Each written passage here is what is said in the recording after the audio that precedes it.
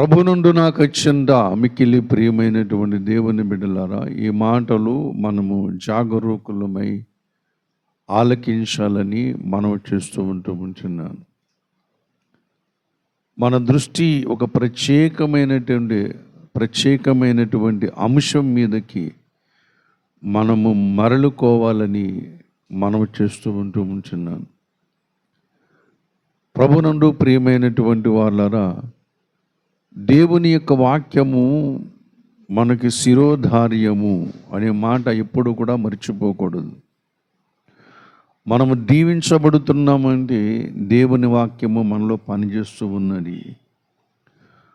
మనము ఆత్మీయ జీవితములో లోకములో శ్రమల పాలవుతున్నామంటే దేవుని వాక్యము మనలో పని చేయడము లేదు. దేవుని వాక్యానికి ప్రాధాన్యత చోటు ఇవ్వకపోయినప్పుడు మన జీవితంలో దేవుని కార్యాలు జరగవు. దేవుని వాక్యమును విని దాన్ని వెంబడిస్తూ ఉంటున్నప్పుడు దేవుని యొక్క అద్భుతమైనటువంటి కార్యములు వారి జీవితములో జరుగుతాయి. ఎందుకంటే ద్వితీయోపదేశ కాండము 28వ అధ్యాయములో రాయబడిన ప్రకారము యెహోవా మాటను శ్రద్ధగా ఆలకించని ఎడల నీకు ఈ మేళ్ళన్నీ కూడా జరుగుతాయి, వస్తాయి. ఆలకించని ఎడల ఈ శాపములన్నీ నీ మీదకి వస్తాయి అని చెబుతూ ఉంటున్నాడు. ద్వితీయోపదేశ కాండము 28వ అధ్యాయము 1వ వచనం చదవండి. నీవు నీ దేవుడైన యెహోవా మాట శ్రద్ధగా విని నేడు నేను నీకు ఆజ్ఞాపించుచున్న ఆయన ఆజ్ఞలన్నిటినీ అనుసరించి నడుచుకొని ఎడల నీ దేవుడైన యెహోవా భూమి మీద ఉన్న సమస్త జనముల కంటే నిన్ను హెచ్చించును. చాలు ఆ అధ్యాయం ఇంటికి వెళ్ళిన తర్వాత చదువుకోండి. దేవుని మాట ప్రతి మనుషుడు కూడా వినాలి. వింటేనే ఆశీర్వాదం, వింటేనే దీవెనలు. ప్రభువుని నమ్ముకొని దేవుని మాట వినకపోయినట్లయితే, దేవుడు చెప్పినట్లు చేయకపోయినట్లయితే ఆ భక్తి వ్యర్థమైనటువంటి భక్తి. అందుకనే దేవుడు భావితరాలకు దేవుడు చేస్తున్న పనులు దీవెనకరంగా ఉండాలని మోషేకు ఒక చక్కటి విషయాన్ని ఇక్కడ బయలుపరుస్తూ ఉంటున్నాడు. మోషే ప్రత్యక్ష గుడారము ఒకటిని సిద్ధపరచు. ఆ ప్రత్యక్ష గుడారములో కొన్ని ఉపకరణాలు సిద్ధపరచు. ప్రత్యక్ష గుడారము వెడల్పు ఎంత ఉండాలో, పొడవు ఎంత ఉండాలో, ఎత్తు ఎంత ఉండాలో అన్నీ కూడా చెప్పాడు.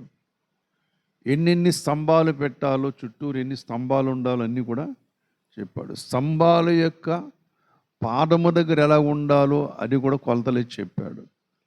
అన్నీ చెప్పాడు. తర్వాత లోపలము మరి ప్రత్యక్ష గుడారములనేమో బలిపీఠము కట్టమని చెప్పాడు, ఇత్తడి గంగాళం పెట్టమని చెప్పాడు, దేవుని సముఖపు రొట్టెల బలను చేయమని చెప్పాడు, అలాగనే దీపస్తంభముని చెప్పాడు, అలాగనే మరి దీప వృక్షమును కూడా చెప్పాడు, అలాగునని మండసము గురించి చెప్పాడు, అలాగనే కరుణాపీఠము గురించి కూడా చెప్పాడు. దేవుడు ప్రతిదానికి కూడా కొలతలు వేశాడు. దేవుడు ప్రతిదానికి కూడా కొలతలు వేశాడు. తూర్పుని ఏముండాలో, పడమరని ఏముండాలో, దక్షిణాన్ని ఏముండాలో, ఉత్తరాన్ని ఏముండాలో, పైన ఎలాగా ఆ యొక్క ప్రత్యక్ష గుడారాన్ని కప్పాలో, ఇవన్నీ కూడా దేవుడు ఎటువంటి వెంట్రుకలతో తయారు చేయాలో, ఎటువంటి సముద్రపు చేపల యొక్క తోలుతో తయారు చేయాలో, ఇవన్నీ విషయాలు కూడా చెప్పాడు. అన్ని కొలత, ప్రతిదానికి ఒకటి గుర్తుపెట్టుకోండి, కొలత ఉన్నది. ప్రతిదానికి ఏముంది? కొలత ఉన్నది. మోషేకు దేవుడు ఆజ్ఞాపించిన ప్రకారముగా ఇశ్రాయేలు ప్రజలకు మోషే ఏం చేశాడు? ఆజ్ఞాపించాడు. ఈ ఆజ్ఞలన్నీ ఎవరికి ఇచ్చాడు? దేవుడు మోషేకి ఇచ్చాడు.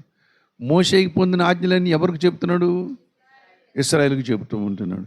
ఇశ్రాయేలు చెబుతూ ఉన్నప్పుడు దేవుడు మోషేకు ఏ కొలతలతో చేయమని చెప్పాడో అదే కొలతలతో ఇశ్రాయేలు ప్రజలు కూడా చేశారు.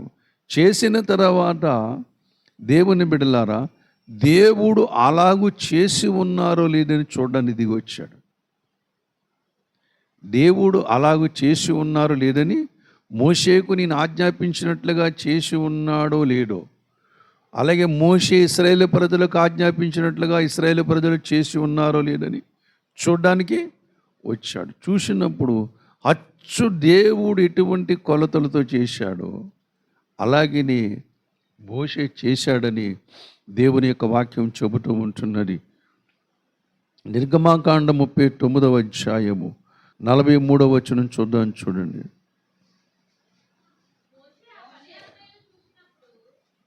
మోషే ఆ పని అంతా చూసినప్పుడు యెహోవా ఆజ్ఞాపించినట్లు వారు దాన్ని చేసి నుండి అలాగుననే చేసి ఉండరు గనుక మోషే వారిని దీవించెను. అలా దేవుడు ఎలా యెహోవా మోషేకి ఏమని ఎలా చేయమని చెప్పాడో అలాగే ఏం చేశాడు, మోషే చేశాడు. మోషే ఎలా చేయమని చెప్పి ఇశ్రాయేలు ప్రజలకు ఆజ్ఞాపించాడు, ఇశ్రాయేలు ప్రజలు కూడా అలాగే ఆజ్ఞాపించినట్లుగానే చేశారు. చేసినప్పుడు అక్కడికి దేవుని మహిమ అనేది దిగి వచ్చినది. దిగి వచ్చిన మహిమను బట్టి చూస్తే యాజకులు ప్రత్యక్ష గుడారములో యాజకత్వం చేయలేక బయటికి వెళ్ళిపోయారటండి. దేవుని మహిమలో ఉండలేక బయటికి వెళ్ళిపోయారటండి. దీన్ని బట్టి మనకు అర్థమయ్యేది ఏమిటి? దేవుని బిడ్డలారా, దేవుని మాట మనము జాగ్రత్తగా ఆలకించిన ఎడల దేవుని దీవెనలు మన మీదకి మెండుగా దిగి వస్తాయి. హల్లెలూయా. దేవుని మాటలు వినాలి. మన దాంట్లో మళ్ళీ సొంత ఆలోచనలు జొప్పించుకోకూడదు. సొంత ఆలోచనలు రావడానికి వీల్లేదు. దేవుడు చెప్పినట్లు చేసినప్పుడు అక్కడ దేవుని దీవెనలు దిగి వచ్చాయని చెప్పేసి ప్రత్యక్ష గుడారములోనికి దేవుని మహిమ దిగి వచ్చిందని మనం ఇక్కడ జ్ఞాపకం చేసుకుంటూ ఉంటున్నాం. అంతేకాదు ద్వితీయోపదేశకాండ 8వ అధ్యాయములో కూడా నా మాట శ్రద్ధగా వినిన ఎడల ఈ విధంగా నీవు ఆస్వాదించబడతావు. ఇంటిలో ఆస్వాదించబడతావు, ఇంటిలోంచి బయటికి వెళ్ళినప్పుడు ఆస్వాదించబడతావు, బయట నుంచి ఇంటిలోనికి వచ్చినప్పుడు ఆస్వాదించబడుతూ ఉంటావు. నువ్వు పొలంలో దీవించబడతావు, నీ దుక్కుటెద్దులు దీవించబడుతూ ఉంటాయి, నీ పిండి పిసుకు తొట్టె కూడా దీవించబడుతూ ఉంటుందని చెప్పేసి ఎప్పుడు దేవుని మాట వినడములో దీంట్లో మన యొక్క సొంత ఆలోచనలు రావడానికి వీలు లేదు. దేవుని మాట ప్రకారంగా చేయటమే. ఇది ఒక్కటి నేర్చుకోండి చాలు, జీవితంలో అభివృద్ధిలోకి వచ్చేస్తాం. హల్లెలూయా. ఈ మాట ఒక్కటి నేర్చుకుంటే జీవితంలో అభివృద్ధి అనేది దాని అంతటా దేవుడు వస్తాడు. ఏమండి, ఇశ్రాయేలు ప్రజలు దేవుడు చెప్పినట్లుగా మోషే చెప్పినట్లుగా చేశారు కాబట్టి దేవుడు మోషేకు ఆజ్ఞాపించినట్లుగా మోషే చేశాడు కాబట్టి అక్కడ ఏమొచ్చింది? దేవుని మహిమ మేఘం అక్కడ దిగి వచ్చింది. హల్లెలూయా. ప్రభునందు ప్రియమైనటువంటి వాళ్ళరా, అలాగనే దేవుడు చెప్పినట్లు చేస్తే దేవుని ఆశీర్వాదాలు మన మీదకి వస్తాయి. ఎందుకు వస్తున్నావు దేవుని మందిరానికి? దేవుని దయ పొందుకోవడానికే కదా, దేవుని కృప పొందుకోవడానికే కదా, దేవుని దగ్గర నెమ్మది దొరుకుతుందనే కదా, దేవుని దగ్గర మన సమస్యలకు పరిష్కారం దొరుకుతుందనే కదా, దేవుని దగ్గర మన కాస్తంత నెమ్మది దొరుకుతుందని, పరిష్కారము దొరుకుతుందని, స్వస్థత దొరుకుతుందని, విడుదల దొరుకుతుందని కానీ ఆశపడి వస్తున్నాము కదా. కాబట్టి ఆశపడి వస్తున్నప్పుడు దేవుడు చెప్పినట్లుగా మనం ఏం చేయాలి? చెయ్యాలంటే రోగం వచ్చింది, డాక్టర్ గారి దగ్గరికి వెళ్ళాం. ఏమండి, పారాసెటమాల్ ట్యాబ్లెట్ వేసుకోరా బాబు జ్వరం తగ్గుతుంది అన్నాడు. లేదండి నేను సిట్రజిన్ వేసుకుంటానంటే ఏమండి, లేదండి సిట్రజిన్ వేసుకుంటాను, లేకపోతే ఇంకో ట్యాబ్లెట్ వేసుకుంటాను అంటే ఎలా కుదురుతుంది? జ్వరం వచ్చినప్పుడు డాక్టర్ గారు ఇచ్చినటువంటి ట్యాబ్లెట్ను అక్కడ ఏం చేయాలి? వేసుకోవాలి. లేదా నేను అది వేసుకోవడం చాలా పెద్ద సైజులో ఉందని వేసుకోండి, చిన్నది ఉంటానని చెప్పి వేసుకున్నాం అనుకోండి, ఎలా ఉంటుంది? రోగం ఎప్పటికీ కూడా తగ్గదు. దేవుని దగ్గరకు వచ్చినప్పుడు కూడా దేవుని మాట ఖచ్చితంగా మనం ఏం చేయాలి? వినాలంటే వినుట వలన ఒకటి దీవెన, వినుట వలన రెండవది జీవ సంబంధమైన ఆశీర్వాదము దొరుకుతూ ఉంటున్నది. వినుట వలన రెండిదల మేలు ఉన్నది, కానీ విన్నదాన్ని చేయకపోవడం వల్ల అన్ని విధాల కీడులు ఉన్నాయి. కాబట్టి ప్రభునందు ప్రియమైనటువంటి వాళ్ళరా, దేవుని మాటను మనకు తెలిసినప్పుడు దాని ప్రకారంగా నడుచుకోవటమే మన పరమ విధి. అప్పుడే దేవుని దీవెనలు నీ మీదకి వస్తూ ఉంటే, ఒకవేళ దేవుడిని ఎన్నుకోవచ్చు, ఒకవేళ దేవుడిని ఎన్నుకోవచ్చు, ఒకవేళ దేవుడు నిన్ను అభిషేకించవచ్చు, ఒకవేళ దేవుడు నిన్ను పిలవచ్చు, దేవుని ఆత్మ నీ మీద నిలిచి ఉండవచ్చు. ప్రభునందు ప్రియమైనటువంటి వాళ్ళరా, దేవుని సేవకుల సమూహములు నువ్వు ఉండవచ్చు, దేవుని దయను పొందుకొని ఉండవచ్చు, దేవుని చేత ప్రేమింపబడి ఉండవచ్చు, దేవుడి లోకములో నిన్ను ప్రత్యేకించుకొని ఉండవచ్చు. అయినా వీటిని బట్టి నీవు అతిశయించకుండగా దేవుని మాట వింటున్నావా లేదని పరీక్ష చేసుకోవాలి. హల్లెలూయా. దేవుని బిడ్డ దేవుని మాట వింటున్నావా లేదని ఒకసారి పరిశీలన చేసుకోవాలి. గమనించండి, మీ యొక్క ఆత్మీయ జీవితం ప్రారంభించబడిన దినాల్లోకి వెళుతూ ఉంటున్నాను నేను. మీరు రక్షించబడిన తొలిటి దినాల్లో ఉన్న దేవునితో ఉన్న సహవాసం ఈ దినములో ఈ దినముల యందు అటువంటి సహవాసం నీకున్నదా? నువ్వు రక్షించబడినటువంటి తొలిటి దినాల్లో ఉన్న ఆసక్తి ప్రస్తుత ఈ దినాల్లో అటువంటి ఆసక్తి నీలో ఉన్నదా? తొలిటి దినాల్లో ఉన్నటువంటి ప్రార్థన శక్తి, లేక ప్రార్థన చేసుకున్న ఆసక్తి, దేవుని కొరకు ప్రయాసపడిన ఆసక్తి ఈ దినములో నీకున్నదా? అంటే దేవునికి ప్రతిరోజు దగ్గర అవుతున్నావు, దూరం అవుతున్నావా? ఒప్పుకోవద్దా? ప్రతిరోజు దేవునికి దగ్గరగా చేరుకోవాలని భక్తుల చరిత్ర చదువుకున్నాం కదా. పలానా భక్తుడు ఇలా చేశాడు, పలానా భక్తురాలు ఇలా చేసింది. వాళ్ళు దేవుని కొరకు నమ్మకస్తులే, గొప్పవాళ్ళే, గొప్ప కార్యాలు చేశారు.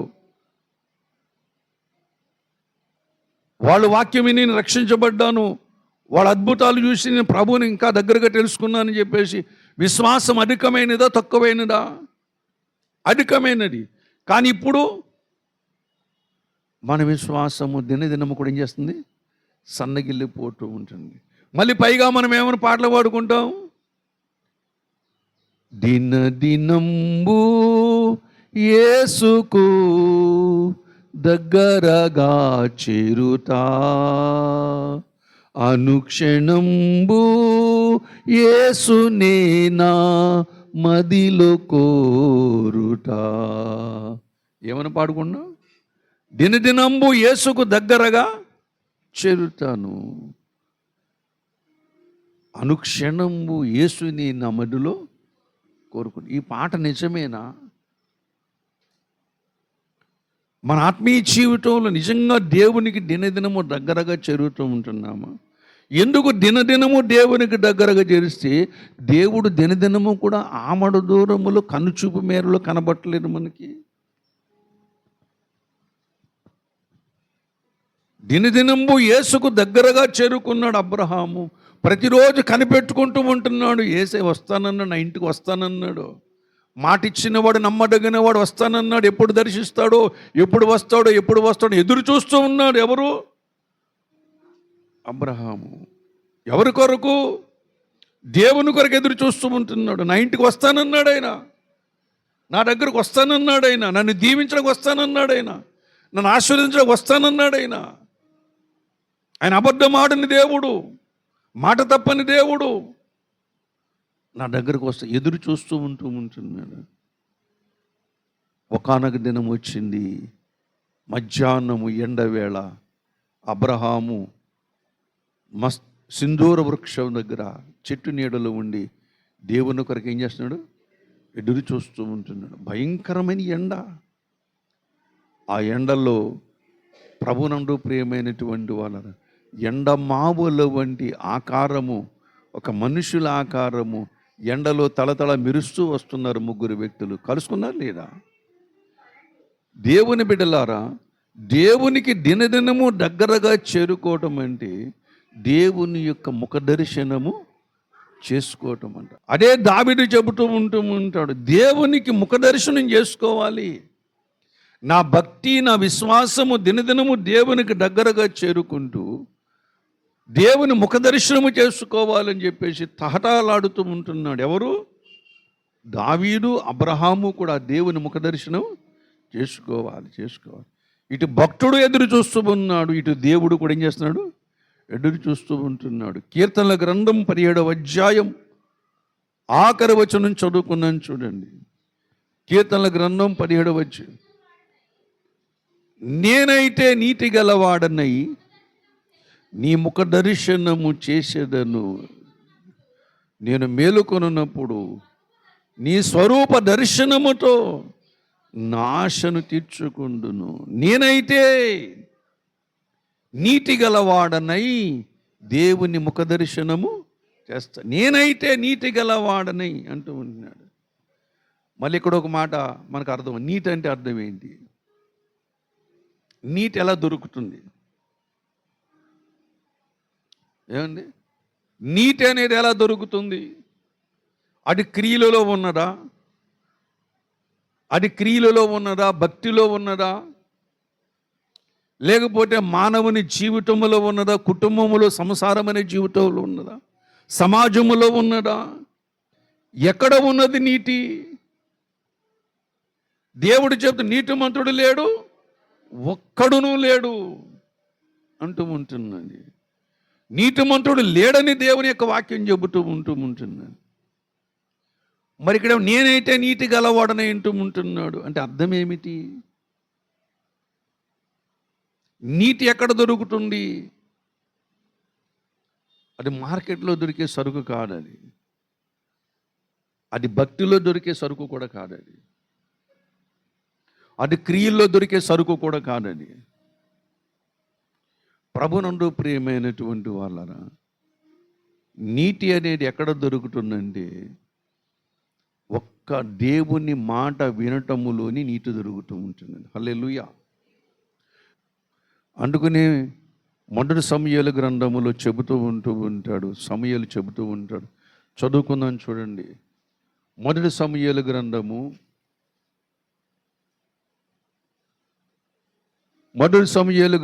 15వ అధ్యాయం 22వ వచనం చదువుకున్నాను చూడండి. అందుకు సమూయేలు తాను సెలవిచ్చిన ఆజ్ఞను ఒకడు గైకొనుట వలన యెహోవా సంతోషించినట్లు ఒకడు దహన బలులను అర్పించుట వలన ఆయన సంతోషించునా? ఆలోచించుము. బలులు అర్పించుట కంటే ఆజ్ఞను గైకొనుటయు, పొట్టేళ్ల క్రొవ్వును అర్పించుట కంటే మాట వినుటయు శ్రేష్టము. తిరుగుబాటు చేయుట సోదె చెప్పుట అను పాపముతో సమానము. మూర్ఖత నగపరుచుట మాయావిగ్రహ గృహదేవతలను పూజించుటతో సమానము. యెహోవా ఆజ్ఞను విసర్జించితివి గనక నీవు రాజుగా ఉండకుండా ఆయన నిన్ను విసర్జించెను అనగా. చాలు. ప్రభునందు నాకు అత్యంత మిక్కిలి ప్రియమైన వాళ్ళరు ఎవరి గురించి మాట్లాడుతాడు ఈ మాటలు? సౌలు గురించి మాట్లాడుతూ ఉంటున్నారు. ప్రభునందు ప్రియమైనటువంటి వాళ్ళరా, చూడండి సౌలును ఒకప్పుడు ఎలా దీవించాడో చూడండి. 10వ అధ్యాయములో నేను చెబుతున్నాను, మీరు చూడండి అంతే. 10వ అధ్యాయం, మొదటి సమూయేలు 10వ అధ్యాయములో 5వ వచనములో అంటూ ఉంటాడు. ఏండి 9వ అధ్యాయం 17వ చదవద్దు. 9వ అధ్యాయం 17వ అధ్యాయము. ప్రభునందు ప్రియమైన దేవుడు సౌలును ఏర్పాటు చేసుకున్న సంగతి అక్కడ కనబడుతూ ఉంటున్నది. ప్రభునందు ప్రియమైనటువంటి వాళ్ళరా, అలుపులైనటువంటి సౌలును దేవుడు ఎన్నుకున్నట్లుగా కనబడుతూ ఉంటున్నది. 21వ వచనములో 10వ అధ్యాయము 5వ వచనములో దేవుని కొండకు చేరుకున్నటువంటి వాడు. ప్రభునందు ప్రియమైన వాళ్ళరా, అంతేకాదు ప్రవక్తల సమూహములో చేరినటువంటి వాడు ప్రభునందు ప్రియమైనటువంటి వాడు 6వ వచనములో యెహోవాత్మ బలముగా దిగి వచ్చిన సమయం ఉన్నది. అక్కడ ప్రభునందు అతని క్రొత్త మనసు వచ్చినది. సౌలు కూడా ప్రవక్తలలో ఒకడుగా ఉన్నాడని 11వ వచనం 12వ వచనములో కనబడుతూ ఉంటున్నది. అంతేకాదు సౌలు ప్రతిరోజు కూడా వారి ఇంట గృహకూటాలు కూడా పెట్టిన సందర్భాలు కూడా కనబడుతూ ఉంటున్నాయి. 10వ అధ్యాయము 21వ వచనం. బెన్యామీను గోత్రములను వారి ఇంటి కూటముల ప్రకారము అతడు సమకూర్చగా మద్రి ఇంటి కూటము ఏర్పడి, అంటే ఇంటింటికి ఏం పెడుతున్నాడు? కూటములు పెడుతూ ఉంటున్నాడు. అంతేకాదు సౌలును దేవుడు ప్రేరేపించాడంట. 26వ వచనం 10:26 వచనం. చాలు 11వ అధ్యాయము 6వ వచనం కూడా చదవండి. సౌలు ఆ వర్తమానం వినమగానే దేవుని ఆత్మ అతని మీదకి బలముగా వచ్చాను. చాలండి. ప్రభువును ఇంకా ఎన్నో విషయాలు ఉన్నాయి. సౌలు ఇశ్రాయేలు ప్రజలందరికీ రక్తవర్ణ వస్త్రములు ధరింపజేశాడని దావీదు గానం చేశాడు. ప్రభు నుండి సౌలు ఎన్ని మంచి లక్షణాలు కనబడుతూ ఉంటుంది. సౌలు ఎన్ని మంచి లక్షణాలు కనబడుతున్నాయి, ఇన్ని మంచి లక్షణాలు కనబడుతున్నాయి. కానీ ఇన్ని మంచి లక్షణాలు కనబడుతున్నప్పటికీ దేవుని మాట వినకపోయేసరికి దేవుడు సౌలుని ఏం చేశాడు? విసర్జించేశాడు, త్రోసివేసి వద్దనుకున్నాడు. అంతే.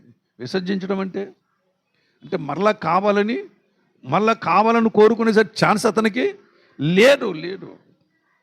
ప్రభునందు ప్రియమైనటువంటి వాళ్ళరా, అంత భయంకరమైనటువంటి దానికి గురైపోయాడు. ఎవరు? సౌలు ఎంత ప్రేమించాడు దేవుడు? చాలా ప్రేమించాడు సౌలుని. దావీదు కంటే ఎక్కువ ప్రేమించాడు సౌలు. ప్రభునందు ప్రియమైనటువంటి వాళ్ళరా, దావీదు యుద్ధాలు చేసి రాజు అయ్యాడు. సౌలు ఏ యుద్ధం చేశాడు? సౌలు ఏ యుద్ధం లేకుండా కానీ దేవుని చేత రాజుగా నియమించబడ్డాడు. సౌలు చిన్నప్పటి నుంచి ఎన్నో శ్రమలు పడ్డాడు, రాజు అయ్యాడు. సౌలు ఏం శ్రమలు పడ్డాడు? 2 గాడిదలు ఎదుక్కున్నాడు. 2 గాడిదలు ఎదుక్కోవడానికి తిరుగుతున్న సమయంలో అదృష్టం ఏం చేసింది వాడికి? సౌలు గారు కలిసి వచ్చేసింది. ప్రభునందు ప్రియమైనటువంటి ఎన్ని కలిసి వచ్చినప్పటికీ, ఎంత మంచివాడైనప్పటికీ కూడా దేవుడు చెప్పిన మాట వినకపోయేసరికి సౌలు ఏం చేశాడు దేవుడు? ఇప్పుడు అక్కడ చెబుతున్నాడు కదా, పొట్టేళ్ళు క్రొవ్వును అర్పించుట కంటే దేవుని మాట వినుట శ్రేష్టం. అంటే బలుల కంటే ఏది శ్రేష్టం అన్నమాట? దేవుని మాట విన్నటువంటి వానిని దేవుడు ఏం చేస్తాడంటే నీతిమంతులుగా తీరుస్తూ ఉంటాడు. హల్లెలూయా. దేవుని మాట ఎవరైతే వింటాడో వాడిని నీతిమంతులుగా తీరుస్తాడు. ఇప్పుడు మనము కీర్తన గ్రంథం 17వ అధ్యాయం 8వ వచనములో ఇందాక చదువుకున్నాం కదా, నేనైతే నీతి గలవాడంటే అన్నాడంటే దేవుని మాటకు లోబడేవారు ఎవరు? దేవుని మాటకు లోబడేవాడు ఎవరంటే దావీదు. దేవుని మాటకి ఏం చేస్తున్నాడు? అది మంచిదైనా లోబడతాడు, చెడ్డదని సరే లోబడుతూ ఉంటాడు. దావీదు తప్పు చేసినప్పుడు ఏం చేయమన్నాడు? నాతాను చెప్పాడు, నువ్వు తప్పు చేశావని చెప్పినప్పుడు ఏమన్నాడు? అవును, నేను తప్పు చేశాను, నేను పాపం చేసి తినన్నాడు. ప్రతి చోట కూడా దావీదు దేవుని దగ్గర లొంగిపోతూ ఉండేవాడు. దేవుని మాటకు వీదే చూపిస్తూ ఉండేవాడు. జనాలు లెక్క పెట్టొద్దని చెప్పి యోబాబు చెప్పినప్పటికీ జనాలు ఏం చేశాడు? లెక్క పెట్టించాడు. లెక్కపెట్టి దేవుని కీడు దావీదు జనాల మీదకి వస్తూ ఉన్నప్పుడు దేవుని దగ్గరికి వెళ్ళి, వర్ణాను కళ్ళమ్మ దగ్గరికి వెళ్ళి మోకరించి, ఆ కత్తి దూసి ఉన్నటువంటి దూతను చూసి మోకరించి అక్కడ ప్రార్థన, పాపం చేసి తప్పు చేసి నేను కదా అమాయకులైనటువంటి గొర్రెలంటివి ప్రజలు ఏం చేశారు? వాళ్ళమే కాదు నా మీద చూపించి నీ కోపం అని చెప్పినప్పుడు ఆ శాపం తన మీదకి, తన తప్పును తెలుసుకున్నాడు కాబట్టి దావీదు దేవుడికి ప్రియుడయ్యాడు. తన తప్పును తెలుసుకున్నాడు కాబట్టి దావీదు దేవునికి ఇష్టడయ్యాడు. కానీ సౌలు మాత్రం తన తప్పును, సౌలు ఎక్కడ కూడా నీతిమంతునే మాట మాట్లాడలేడు. దావీదు కీర్తనలో అనేక చోట్ల నీతిమంతులారని పిలిచాడు. ఎలా పిలిచాడు? ఎవరైతే దేవుని మాట విని దేవుని చిత్త ప్రకారంగా చేస్తూ ఉంటారో వాళ్ళే నీతిమంతులు. కానీ మంచి పనులు చేసినంత మాత్రం నీతిమంతులు కాలేము. తీతు రాసినటువంటి పత్రిక స్తోత్రములు తండ్రి 3వ అధ్యాయం 3వ అధ్యాయము 5వ వచనం చదువుకుందాం చూడండి. మనము నీతిని అనుసరించి చేసిన క్రియల మూలముగా కాక అంటూ ఉంటుంది. తన కనికరము చొప్పునని కృపచేతని పునర్జన్మ సంబంధమైన స్నానము ద్వారాను పరిశుద్ధాత్మ మనకు నూతన స్వభావం కలుగు చేయడం ద్వారాను మనలను రక్షించెను. చాలు. మనము నీటిని అనుసరించి చేసిన క్రియల మూలముగా కాక అంటే అన్నాడు కదా. ఇప్పుడు అక్కడ అర్థం ఏంటి అంటే మంచి పనిలో రక్షణ నీతి ఉందా? లేదు. మంచి పనులు నీతి ఉందా? లేదు. అలాగని మంచి పనులు చేయాలి వద్దా? చెయ్యాలి. ప్రభునందు ప్రేమైన ఎప్పుడు చేయాలి, ఎప్పుడు చేయకూడదు. మనము నీతిని అనుసరించి చేసిన క్రియల మూలంగా కాక అంటూ ఉంటున్నది లేఖనం. ప్రభునందు ప్రియమైనటువంటి వాళ్ళరా, దేవుని ఎదుట మనం నీతిమంతులం అవ్వాలండి. దేవుని ఎదుట మన నీతిమంతులు అవ్వాలండి. దేవుడు చెప్పినట్లుగా చేయాలి కానీ మనుషులు చెప్పినట్లుగా, ధర్మశాస్త్రము చెప్పినట్లుగా నీతి క్రియలను అనుసరించి మాత్రము నీతిమంతులము కాలేయమని బైబిల్ చెబుతూ ఉంటున్నారు. ధర్మశాస్త్రము చెబుతుంది నీతా కాదా? ధర్మశాస్త్రము చెబుతున్న నీతా కాదా? ఏమండి? నిన్ను వలె నీ పొరుగు వారిని ప్రేమించుము, నీ పొరుగు వారిని ఏది కూడా ఆశించకము, దొంగిలించకూడదు, అబద్ధ సాక్ష్యము పలుకకూడదు, ప్రభునందు ప్రేమ జారత్వము చేయకూడదు. ఇలా ఇవన్నీ మంచి సమాజాన్ని బాగు చేసే మాటలే కదా. అంటే ఇలా చేస్తున్నప్పుడు మనం ఏమవుతాం? నీతిమంతులుగా అనుకుంటాం. మనం నీతిమంతులు అని అనుకుంటాం. కానీ ప్రభున ఇవన్నీ మంచి పనులే. కానీ నీతిని కావాలంటే మాత్రము ఇక్కడ లేదు. దేవుని యొక్క మాట వినటములో నీతి ఉన్నది. హల్లెలూయా. ప్రభు నుండి ఈ నీతిని పోగొట్టుకున్నవాడు ఎవరంటే సౌలు. ఈ నీతిని సంపాదించుకున్నవాడు ఎవరంటే దావీదు. ఇంకా మీకు అర్థం కావాలని చెప్తాను చూడండి. అపోస్తల కార్యములు 10వ అధ్యాయములో, అపోస్తల కార్యములు 10వ అధ్యాయములో దయచేసి చూద్దాం చూడండి. 22వ వచనం చదువుకున్నాను చూడండి. అందుకు వారు నీతిమంతుడును దేవునికి భయపడువాడును యూద జనులందరి వలన మంచి పేరు పొందిన వాడునైనా శతాధిపతి కొర్నేలి అని ఒక మనుషుడు ఉన్నాడు. అతడు నిన్ను తన ఇంటికి పిలువనంపించి నీవు చెప్పు మాటలు వినవలనని పరిశుద్ధ దూత వలన బోధింపబడినని చెప్పిరి. అప్పుడు అతడు వారి లోపలికి పిలిచి ఆతిథ్యం ఇచ్చెను. ప్రభునందు ప్రియమైనటువంటి వాళ్ళరా, 10వ అధ్యాయము 2వ వచనం కూడా చదువుకుందాం చూడండి. అతడు తన ఇంటి వారందరితో కూడా దేవుని యందు భయభక్తులు గలవాడయుండి ప్రజలకు బహుధర్మము చేయుచు ఎల్లప్పుడూ దేవునికి ప్రార్థన చేయువాడు. ఎవరైనా కొర్నేలి మనుషులందరి చేత ఏమని పిలువబడుతున్నాడు? నీతిమంతుడు, దేవుని ఎడల భయభక్తులు కలిగినటువంటి వాడు. దేవుని ఎడల భయభక్తులు కలిగిన వాడు, ప్రజలందరి వల్ల నీతిమంతుడు, ధర్మ కార్యములు చేయువాడు, దేవునికి ప్రార్థన చేయువాడు. ఎన్ని మంచి లక్షణాలను చూడండి. ఎన్ని మంచి లక్షణాలు ఉన్నాయో చూడండి. దేవునికి ప్రార్థన చేస్తూ ఉన్నాడు. అంతేగాను దేవుని భయభక్తులు కలిగినటువంటి వాడు, బహుధర్మ కార్యములు చేయువాడు, ప్రజలందరి చేత కూడా నీతిమంతుడని నీతిమంతుడు పిలువబడినటువంటి వాడు. ప్రభునందు ప్రియమైనటువంటి వాళ్ళరా, మరి ఈ మనుషుడికి మనుషుడికి పరలోకం ఉంటుందా ఉండదా?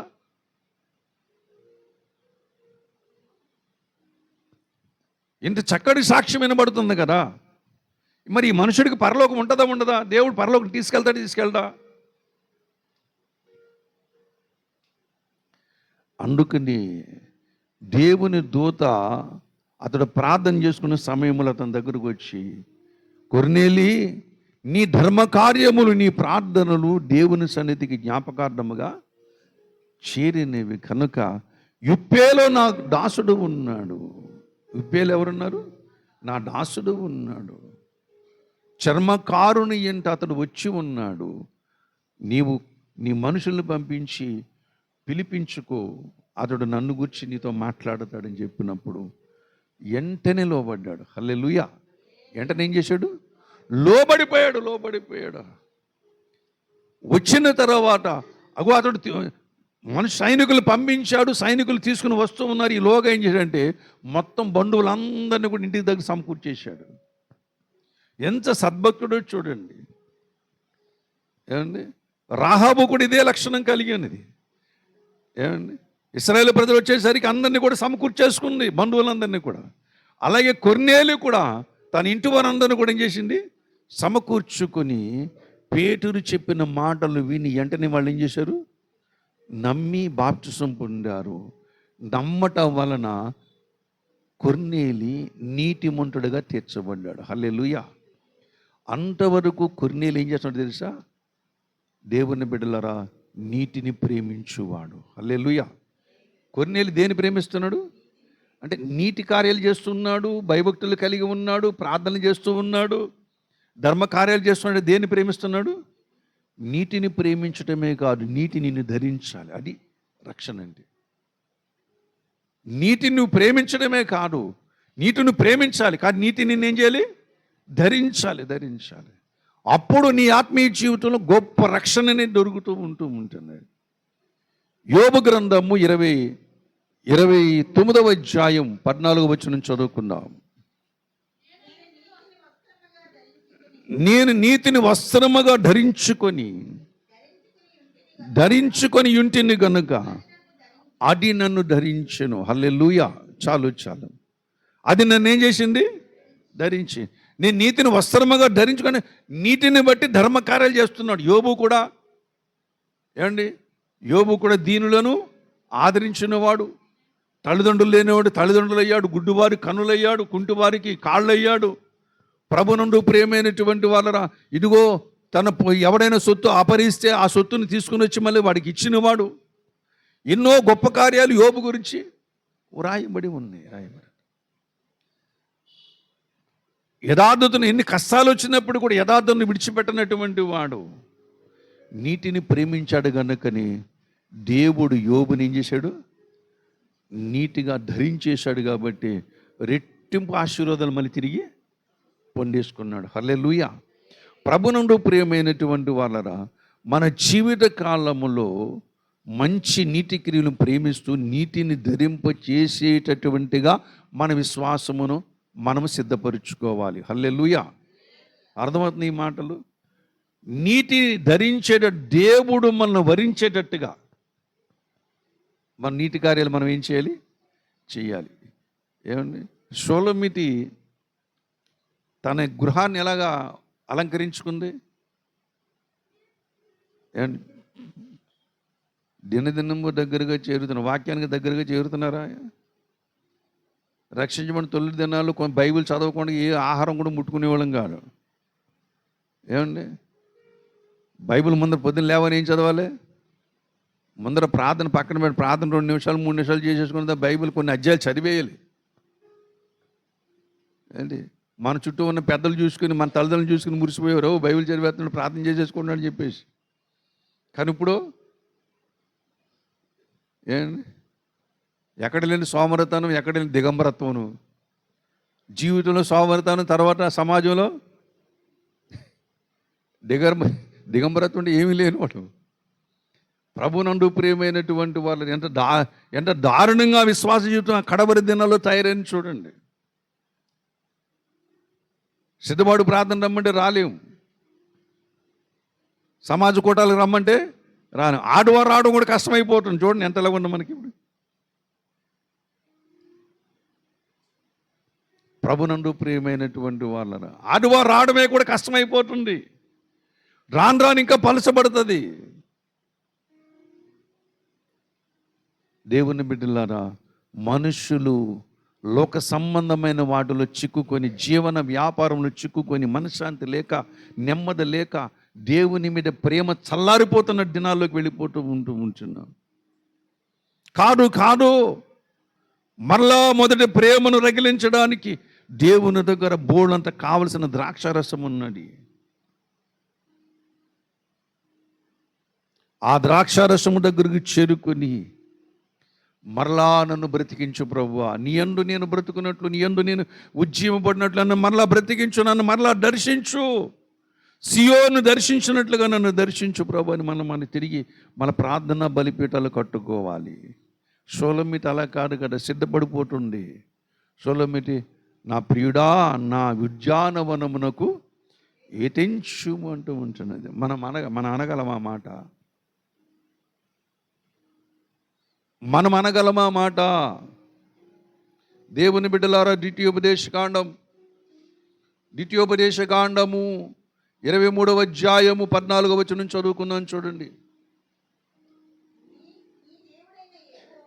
నీ దేవుడైన యెహోవా నిన్ను విడిపించుటకును నీ శత్రువులు నీకు అప్పగించుటకును నీ పాళెములో సంచరించుచుండును గనుక ఆయన నీలో అసహ్యమైన దేనినైనను చూచి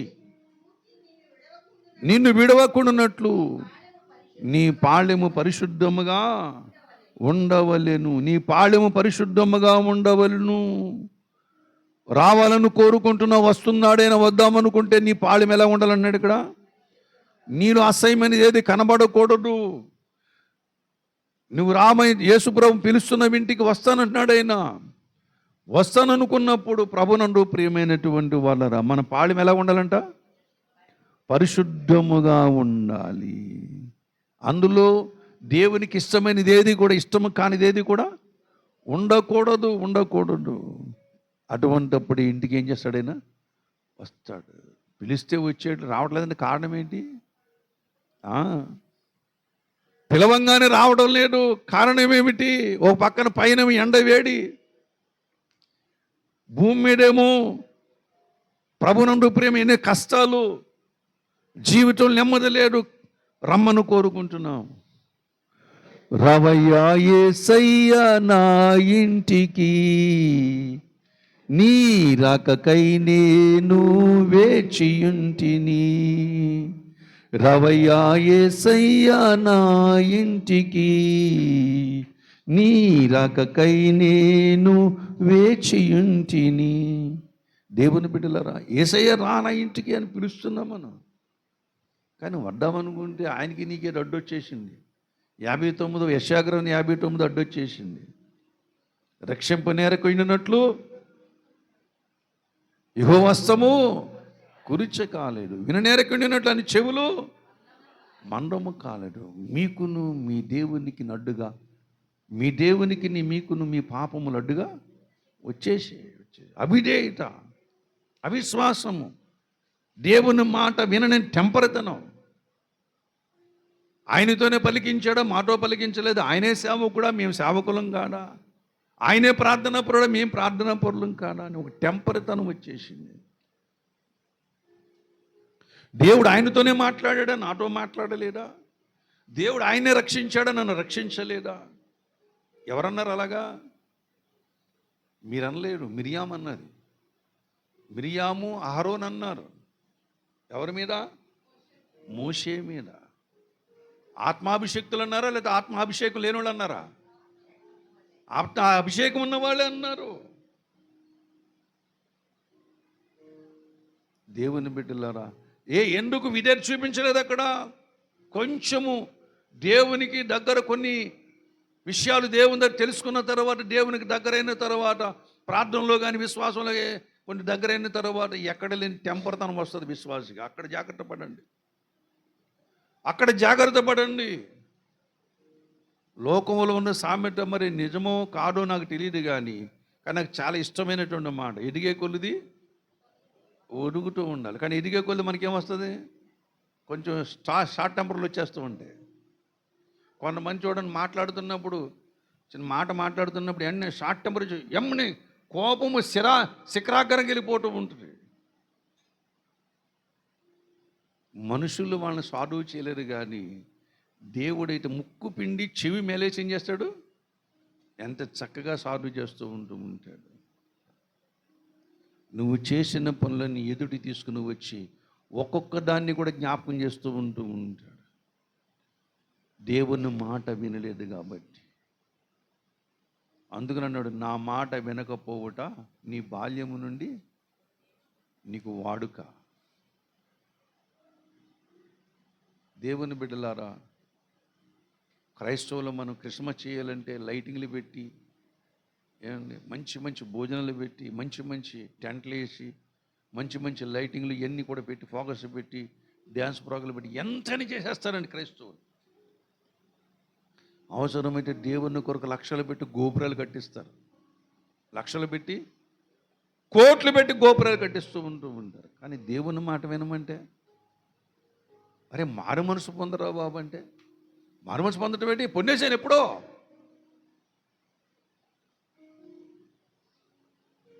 బాప్టిజం తీసుకోండి.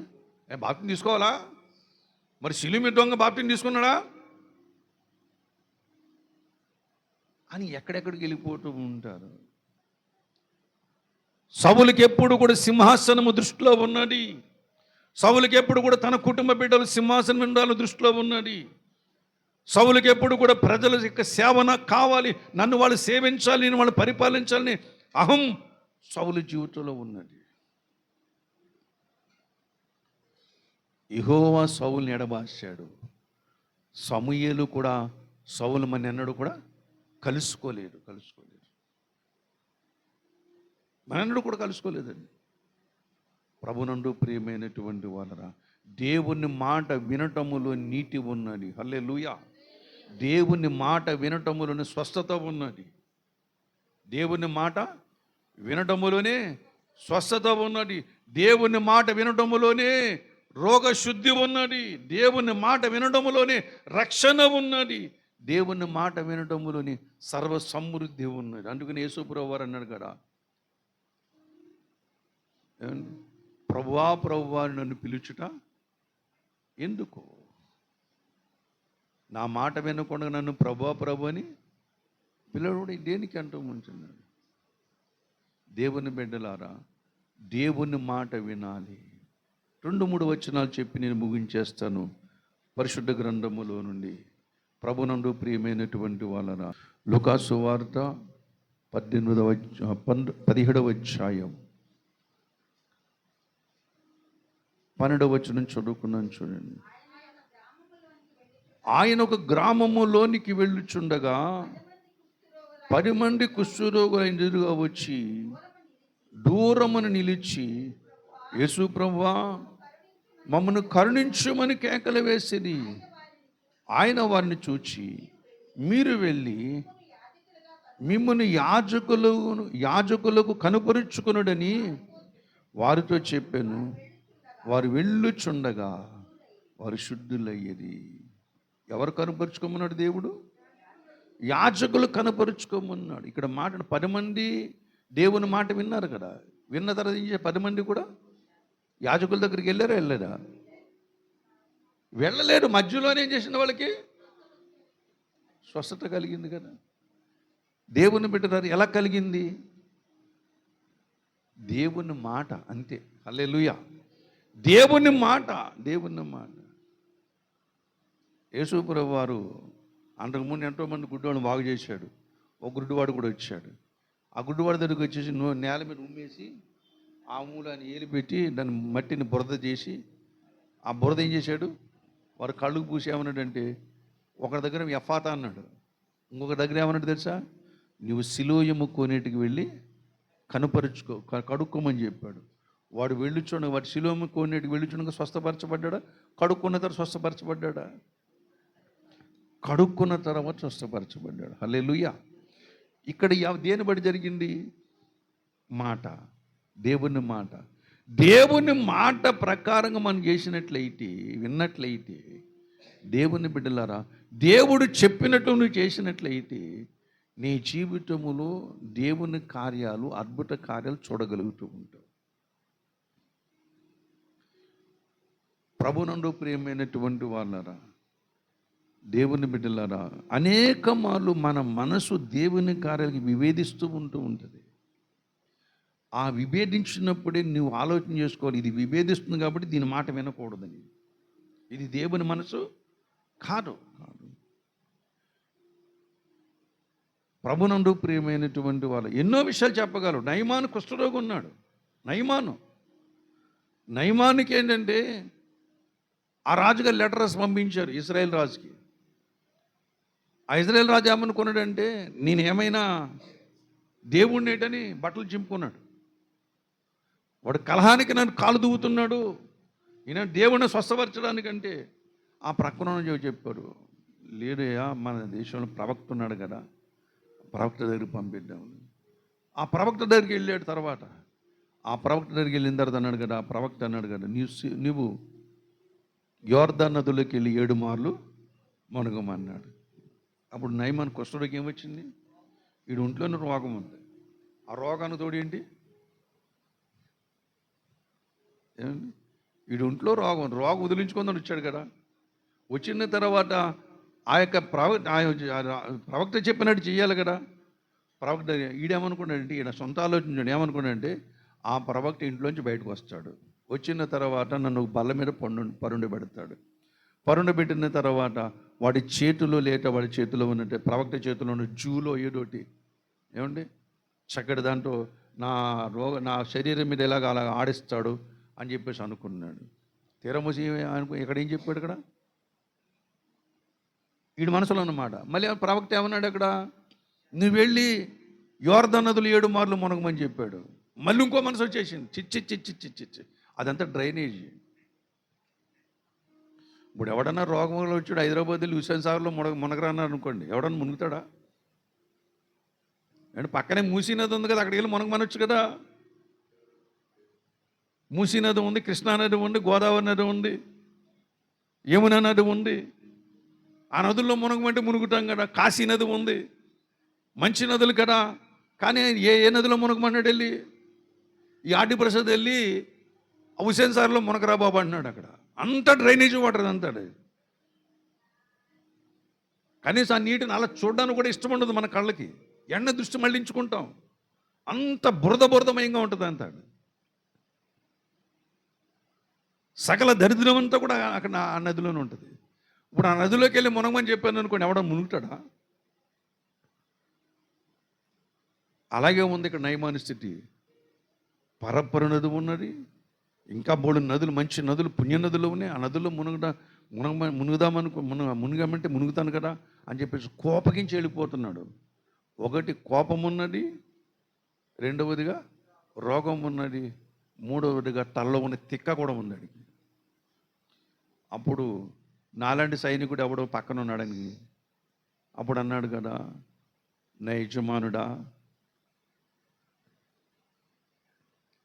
నువ్వు ఆ ప్రవక్త ఇంకో ఏదైనా పని చెప్తే చేస్తావు కదా, కొన్ని ఏదైనా కట్టించమంటే కట్టిస్తావు కదా, ఏదైనా చేయమంటే చేస్తావు కదా అని ఏం చెప్పాడు?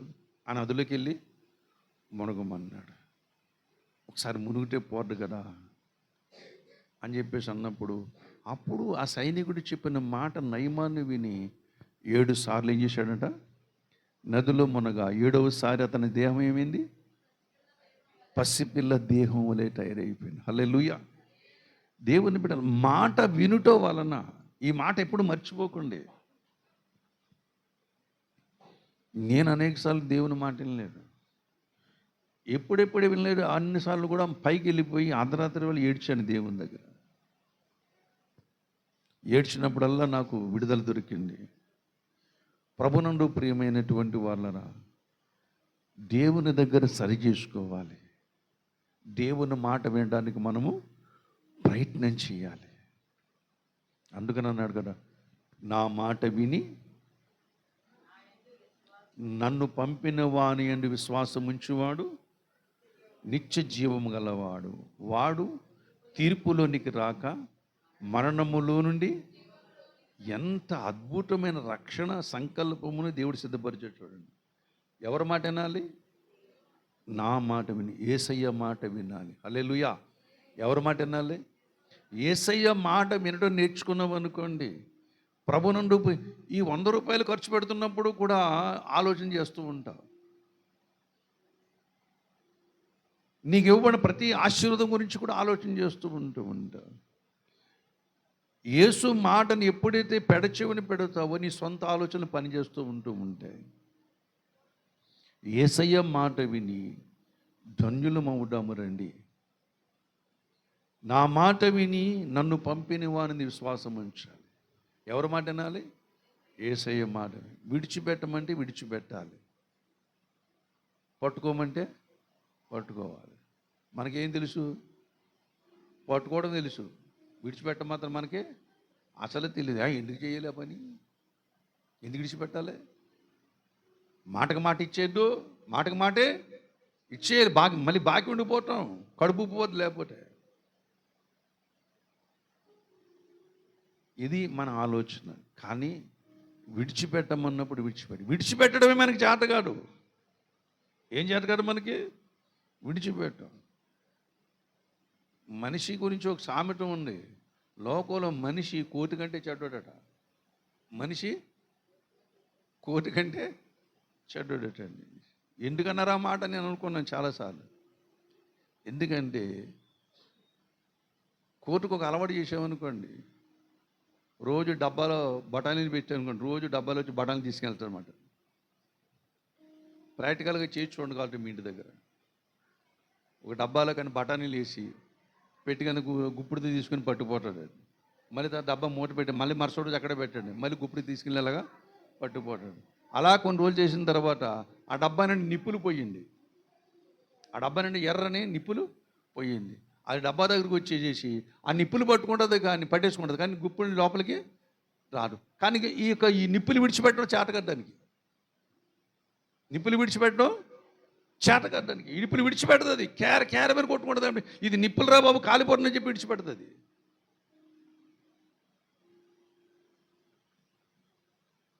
మనము కూడా మన ఆత్మీయ జీవితంలో దేవుడు పిలుస్తూ ఉంటున్నాడు. నీ బుద్ధిహీనతను, నీ మతి మూఢతను విడిచిపెట్టిరా, నీ సొంత ఆలోచనలు విడిచిపెట్టిరా, నీ స్వబుద్ధిని విడిచిపెట్టిరా, నీ క్రియలు చక్కబెట్టుకోవడానికి రమ్మని దేవుడు పిలుస్తూ ఉంటే విడిచిపెట్టడానికి మనము ఇష్టపడడం లేదు. సౌలు ఇష్టపడ్డాడా విడిచిపెట్టడానికి? అవసరమైతే సమూయేలుని విడిచిపెట్టడానికి ఇష్టపడ్డాడు. ప్రభునందు అవసరమైతే దేవుని మాట వినకుండా ఉండడానికి ఇష్టపడ్డాడు, కానీ సింహాసాన్ని విడిచిపెట్టడానికి ఇష్టపడలేడు. ఆ సింహాసాన్ని కాపాడుకోవడానికి ఇదిగో సోది చెప్పేవాళ్ళ దగ్గరికి వెళ్ళిపోయాడు, మంత్రగాళ్ళ దగ్గరికి వెళ్ళిపోయాడు. దేవుని బిడ్డలారా, జ్యోతిష్కుల దగ్గరికి వెళ్ళిపోయాడు. వాళ్ళందరూ చెప్పేయని అబద్ధాలే చెప్తారు. వాళ్ళు చెప్పేయని కూడా ఏం చెప్తారు? అబద్ధాలే చెబుతూ ఉంటారు. దేవుని బిడ్డలారా, వాటన్నిటికంటే దేవుని మాట వినుట శ్రేష్టం. ఎన్ని శ్రమలు పడినా, ఎన్ని కష్టాలు పడినప్పటికీ, ఎన్ని శ్రమలు పడినా, ఎన్ని కష్టాలు పడినా, ఎన్ని బాధలు పడినా, ఎన్ని శోధనలు వచ్చినా దావీదు సింహాసనం మీదకి వెళ్ళిపోయాడు.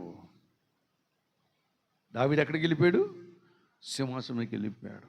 ఎన్ని శోధనలు, ఎన్ని కష్టాలు వచ్చినప్పటికీ కూడా, భక్తి జీవితంలో, ప్రార్థన జీవితంలో ఎన్ని శోధనలు వచ్చినప్పటికీ, మరణమే వారి మీదకి దండెత్తి వచ్చినప్పుడు కూడా షడ్రకు మేషక అబేద్నెగోలు సింహాసనం మీదకి వెళ్ళిపోయారు.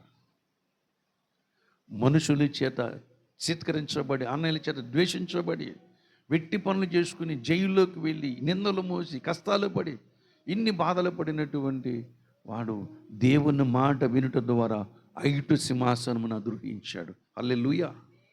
దేవుని బిడ్డలారా, దేవుని మాట వింటే అంత ఆశీర్వాదాలు ఉన్నాయి. హల్లెలూయా. ఎవరి మాట వినాలి ఇప్పుడు మనం? దేవుని మాట వినాలి. ఎప్పుడు వినాలి? ఎప్పుడు వినాలి? ఇప్పుడే వినాలి. ఇదే రక్షణ దినం, ఇది మిక్కిలి అనుకూల సమయం అన్నాడు కదా. కాబట్టి ఇప్పుడే మనము దేవుని మాట విని మన జీవితాన్ని సరి చేసుకోవాలి, లెంపలేసుకోవాలి. ఆడవడ ఈదోడ దబడదబడ వాయించేసుకుని, ప్రభువా బుద్ధిహీనమైన పనులు చేశాను, నన్ను క్షమించి, నీ మాట వినలేదు, నీతో సంప్రదించలేదు, నా సొంత ఆలోచన మీద, సబుద్ధి మీద ఆధారపడిపోయాను ప్రభు అని చెప్పి క్షమించమని అడిగినట్లయితే దేవుడు నీకు నీటి వస్త్రాలు ఇస్తాడు. హల్లెలూయా. రక్షణ ఉచితంగా ఇచ్చాడు లేదా? రక్షణ ఉచితంగానే ఇచ్చాడు. మరి నీటి నీచి ఉచితంగా ఇస్తాడా, కష్టపడి తీస్తాడా? అవునా? బైబిల్ చూద్దాం. మీ మాట కరెక్టో లేకపోతే బైబిల్ మాట కరెక్టో మనం చూద్దాం. రోమాపత్రిక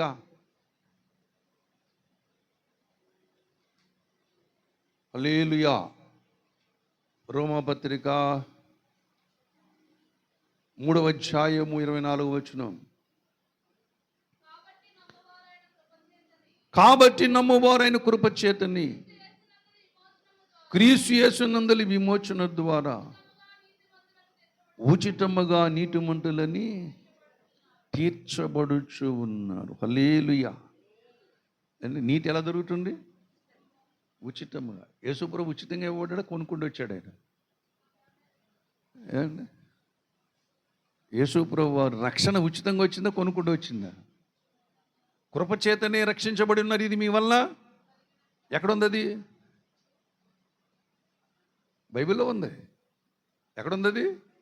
యోహాను సువార్త, ఎఫెసీ రాసిన పత్రిక. ఏమండి? ఎఫెసీ రాసిన పత్రిక 2వ అధ్యాయం 8వ వచనం. మీరు విశ్వాసము ద్వారా కృపచేతనే రక్షించబడి ఉన్నారు. ఇది మీ వల్ల కలిగినది కాదు, దేవుని వరము. రక్షణ ఉచితమే, నీతి కూడా ఉచితం. నీతి ఎవరు? నువ్వు ప్రేమించావు కదా, ఆయన నిన్నేం చేస్తున్నాడు? ఇప్పుడు ధరిస్తూ ఉన్నాడు. ఏమండి? ఇప్పుడు మనం ఆయనలో ఉన్నామా, లేకపోతే మనలో ఆయన ఉన్నాడా? మనము ఆయన యందు ఉన్నాము, ఆయన మన యందు ఉన్నాడు. ఇప్పుడు ఆయన చేత కప్పబడి ఉన్నాము. దేవుని వస్త్రం మన మీద కప్పబడి ఉన్నవి. దేవుడు నీతిమంతులను ప్రకటిస్తూ ఉంటాడు. ఎలాగా మనం చేసిన నీతిని అనుసరించి చేసిన క్రియల ద్వారా కాదు, ఉచితమైన కృప చేతని. నువ్వు ఆయన మాట విన్నావు కాబట్టి, ఆయన చెప్పిన పని చేస్తున్నావు కాబట్టి, నువ్వు ప్రేమిస్తున్నావు కాబట్టి ఆయన ఏం చేస్తాను? నేను నీతిమంతునిగా తీరుస్తూ ఉంటాడు. ఆయన వస్త్రాలు కప్పెట్టాడు. ఆయన వస్త్రాలతో మనం ఏం చేశాడు? కప్పాడు. ఆనాడు ఇస్సాకు దగ్గర ఎలాగైతే ఆశీర్వాదము యాకోబు పొందుకున్నాడో, ఈనాడు పాపులమైన మనము యేసు దగ్గర మనము ఆ నీతిని పొందుకుంటూ ఉంటున్నాం. కాబట్టి యేసు ప్రభు మనుషులందరికీ ఏమై ఉన్నాడు? నీతి అయి ఉన్నాడు. ఇప్పుడు పరలోకం వెళ్తున్నామంటే మనం మంచోళ్ళమనా, మనం గొప్పవాళ్ళమనా, మనలో అద్భుతమైన కార్యాలు ఉన్నాయనా, లేకపోతే లోకములో అందగత్తులమనా, అందగాళ్ళమనా, ఐశ్వర్యవంతులమనా? కాదు కాదు కాదు. పరలోకం వెళుతున్నామంటే కారణం కృప. దేవుని కృప మన మీద ఉన్నది కాబట్టి ఏ అంతస్తులో ఉన్న అక్కడికి వెళ్ళిన సరే అది ప్రభు కృప అయి ఉంటున్నది. ప్రభు కృప అయి ఉంటున్నది. నీతిమంతులుగా దేవుని చేత పిలువబడుతున్నామంటే మనకు కలిగిన భాగ్యము కాదది, దేవుడిచ్చిన భాగ్యం. అది దేవుడు చేశాడు అలాగా. ఏమైనా వచ్చిందో నాకైతే తెలియదు, కానీ ఆ నీతిమంతులుగా చేసామంటే ఇందాక చెప్పి వెనక్కి వచ్చేసాను. ఇప్పుడు దాన్ని కలుపుతున్నాను చూడండి. షోలమితి తన ఇల్లునది సిద్ధపరుచుకుంది. నా ప్రియుడా, నా ఉద్యానవనమునకు ఏటించము, పచ్చివి ఉన్నవి, పండ్లు ఉన్నవి, పరిపక్వమునకు వచ్చినటువంటి ఫలములు ఉన్నవి. రమ్ము, దక్షిణ గాలి ఏటెంచుము, ఉత్తరపు వాయువు ఏటెంచుము, పడమర వాయువు ఏటెంచుము, తూర్పు వాయువు ఏటెంచుము, నా ఉద్యానం మీద వీయండి, నా ప్రియుడు వస్తూ ఉన్నాడు. కాబట్టి ఆ ఉద్యానం అంతటిని కూడా పరిశుద్ధంగా ఏం చేసింది? చేసుకున్నది. పరమగీత గ్రంథం 6వ అధ్యాయం ఉంటుంది ఆ మాటలన్నీ కూడా. చదవద్దండి, టైం లేదు, ముగిస్తున్నాను. దేవుని బిడ్డలారా, కనుక మనం సిద్ధపరుచుకున్నట్టయితే, అందుకని యేసు ప్రభు వారు మనకి జ్ఞానము, నీతి, విమోచన, పరిశుద్ధత 4 అయ్యాడు. పరిశుద్ధత ఎవరు? యేసే. మంద. విమోచన ఎవరిది? దేవుంది. జ్ఞానం ఎవరిది? నీతి ఎవరిది? దేవుంది. ఇప్పుడు అక్కడ కనబడుతున్నామంటే ఎవరిని బట్టి? అంతే కదా. అక్కడికి వెళ్ళామంటే మీరు ఇక్కడికి ఎలాగొచ్చి తిరిగి అని అడిగారు అనుకోండి, మీరేమంటారు? ఏంటనుకుంటున్నావు? భూమి మీద ఎన్ని బదలు పడ్డాను అనుకున్నాను, నేను ఎన్ని శ్రమలు పడ్డాను, భర్తతో బాధలు పడ్డాను, భార్యతో బాధలు పడ్డాను, ఇరుగుపొరుతో బాధలు పడ్డాను, సంఘంతో బాధలు పడ్డాను, ఎన్ని నిందలు పడ్డాను, ఎన్ని కష్టాలు పడ్డాను, ఎన్ని బాధలు పడ్డాను, ఎంత ఆకలితో చచ్చాను, ఎన్ని ఉపవాసాలను, ఎన్ని ప్రార్థనలు చేశాను, ఎన్ని జాగరణలు చేశాను, ఎన్ని కానుకలు ఇచ్చాను, ఎన్ని హోమాలు చేశాను, ఎన్ని ఆన్లైన్ ప్రేయర్లకు వెళ్ళాను, ఎన్ని గృహకూటాలకు వెళ్ళాను, ఎన్ని సంఘ నియామక కూటాలకు వెళ్ళాను అనుకోండి, ఎన్ని కష్టాలు పడ్డాను, చాలా కష్టాలు పడ్డాను అంట. వాడికి వెళ్ళిన తర్వాత ఏమీ లేదండి. అక్కడ రావడానికి కారణం ఒకటి, యేసయ్య. ఆయన ఉన్నాడు కదా, అడుగు అల్లంత దూరాన్ని కనబడుతున్నాడే, ఆయన అద్వితీయుడు. ఆయన ఎవరు? అద్వితీయుడు. భూమి మీద నన్ను కాపాడిన ప్రధాన కాపరి, భూమి మీద నా పక్షం యాజకత్వం చేసినటువంటి ప్రధాన యాజకుడు, అద్వితీయుడు అక్కడ ఉన్నాడు. ఆయన చూపిస్తుండు. అందుకనే సంధ్యారాగమును చూపిట్టుచు చంద్రబింబం అంత అందము గలదై, సూర్యుని స్వచ్ఛత కళలగలదై, ఏంటి సూర్యుని అంతా స్వచ్ఛమైన కళలగలదై, యూహిత సైన్య సమభీకర రూపిణియగు ఈమె ఎవరంటే, ఇదిగో ఆయన చూపిస్తాడన్నమాట. ఎవరు? అదిగో నా చెలికాడు అక్కడ ఉన్నాడు, నా ప్రియుడు అక్కడ ఉన్నాడు, నా రక్షకుడు అక్కడ ఉన్నాడు, నా దేవుడు అక్కడ ఉన్నాడు. ఇక్కడ రావడానికి కారణం ఆయనే. మనం కాదు. ప్రభునందు నాకు అత్యంత మిక్కిలి ప్రియమైనటువంటి వాళ్ళరా, కాబట్టి దేవుని మహిమ నీ మీద నిలవాలంటే, ఆనాడు మోషేకు ఎటువంటి ఆజ్ఞాపించాడో, ఆనాడు మోషే ఇశ్రాయేలు ప్రజలకు ఏమేమి చెప్పాడో ఆ ప్రకారంగా చేశారు కనుకనే ఆ ప్రత్యక్ష గుడారములోనికి దేవుని మహిమ దిగి వచ్చింది. ఈనాడు కూడా మనము కూడా మన ప్రభువైన యేసుక్రీస్తు వారు చెప్పిన మాట నమ్మి బాప్తిసం పొందండి, విశ్వాసము గలవారై ఉండండి అని చెప్పినటువంటి దేవుని మాట నమ్మి విశ్వసించి బాప్తిసం పొందినట్లయితే, అంతము వరకు శ్రమల్లో కష్టాలు కూడా అంతము వరకు నమ్మకంగా ఉన్నట్లయితే, దేవుని మహిమ మేఘము నీ ఇంటి ముందుకు రాబోతూ ఉంటున్నది. హల్లెలూయా. ఇంటిలో ఉంటే ఇంటి ముందుకు వస్తుంది, సమాధిలో ఉంటే సమాధి దగ్గర వస్తుంది. హల్లెలూయా. వచ్చి అంటది తీసుకుపోతుంది రివ్యూమని, రెప్పపాటున మధ్యాకాశంలోకి వెళ్ళిపోతూ ఉంటుంది. ఇప్పుడు ఈ భూమి మీద దేవుని మాట విని ఆయన మాట ప్రకారము చిత్తము నెరవేర్చిన వాడు నిరంతరము నిలుస్తాడు. ఎవరి చిత్తము? దేవుని చిత్తము నెరవేర్చిన వాడు నిరంతరం నిలుస్తాడు గనుక ఆయన మాట వింటే మహిమ నీమే నిలుస్తుంది. ఆయన మాట ప్రకారం చేశాడు, ప్రత్యక్ష గుడారము దేవుని మహిమ నిలిచింది. ఆయన మాట ప్రకారం జీవించిన వారు దేవుని మహిమలో కూడా ఉంటారు. దేవుడట్టు కృప మనందరికీ దయచేయను గాక. ప్రార్థన చేసుకున్నాం, తల వంచండి.